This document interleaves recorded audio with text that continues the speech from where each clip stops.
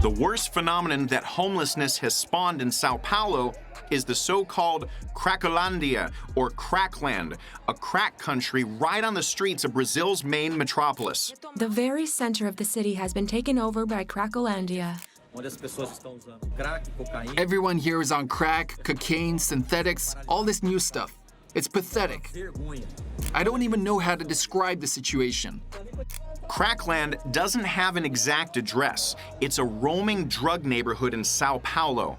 We're driving to where it is now. Not all drivers agree to take passengers there.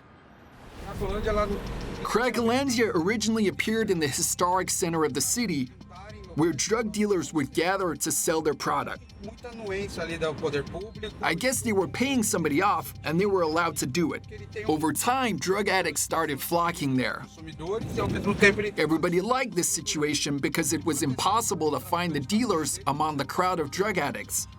And eventually, it became a gigantic problem because Cracolandia started to grow at a gigantic rate, you might say.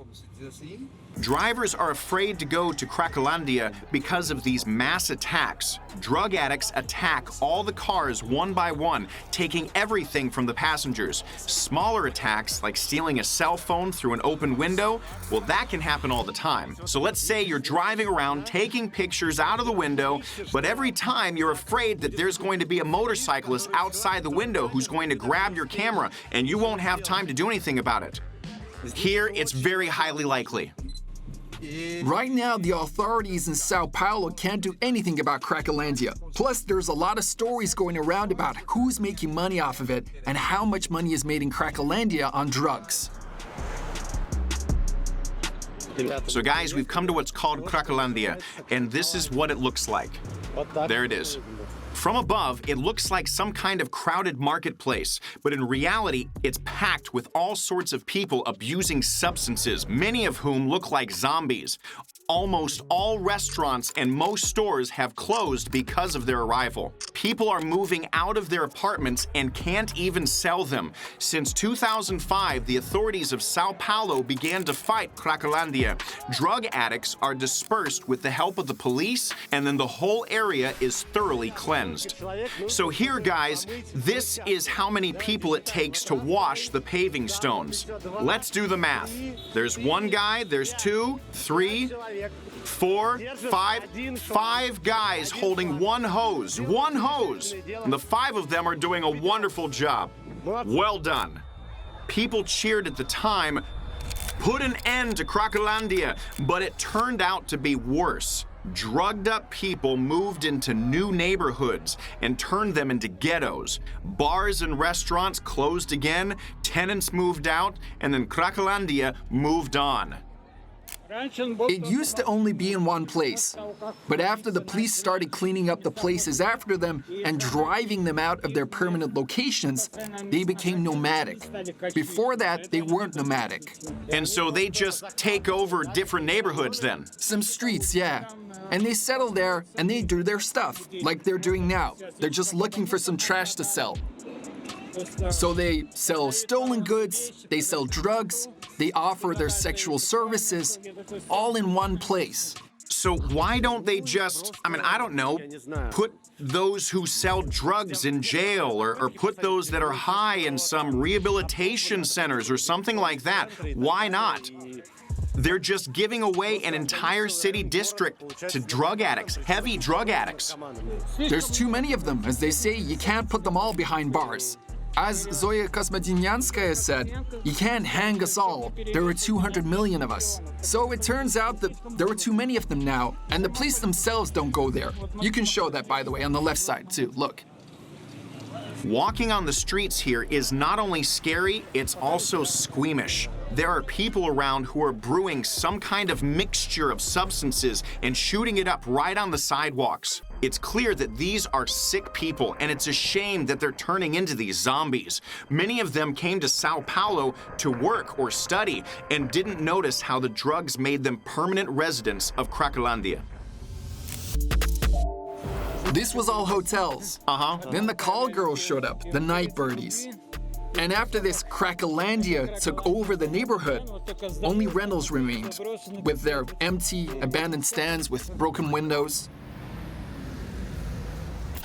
And just around the corner, you can see some really good restaurants. Regular people are just sitting there enjoying themselves. And you go a bit farther up the block, and it's already a normal neighborhood. Nothing out of the ordinary until Cracolandia gets there. Well, yeah, that's how it is. That's the thing about Sao Paulo. It's not like Rio de Janeiro. One neighborhood is gangster, another neighborhood is good. It's a mix of rich, poor, drug trafficking, and normal people, and they all get along peacefully. No one is harassing anyone, no one is attacking anyone. Of course, if you do something they don't like film them, they will lose their cool. Otherwise, people get along here pretty well. The good guys and the bad guys, side by side. When I get in, I take a shower, read a book and feel empowered. Smoking on that sour got me counting down the Cracolandia leaves behind a plume of abandoned houses filled with homeless people in Sao Paulo. Downtown Sao Paulo is full of houses like this. Apparently, this is a former office building or maybe even a residential building that was just abandoned by people because the area was no longer fit for civilized living. And now you can see, well, first of all, the whole building has been covered in graffiti, and secondly, there's some second-hand stores and lodging houses and all of that, and there's a huge number of such buildings here in this neighborhood. There's a building like that across the street. You see that over there? Obviously, it was a fancy mansion, and then people were forced to leave just because of the neighborhood like this. And so the fancy mansion is now a lodging house. Whoa, easy, okay, easy. So here again, look, there used to be a fancy house, and next to it, you can see there's even a shopping center still standing. And this house, it's all gone. It's a shanty town. And just look at the windows. And downstairs, this house is even fenced in. And that's it. It's officially off limits. But the homeless just live there. It's the same thing there. And you see that abandoned mansion? That's just become a shelter for the homeless. And over there, if you can see, there's a sign that says, "Fight for your right to housing." So the homeless people who have settled there claim that they're not taking over the house, but that they're just asserting their rights to real estate, any kind of property.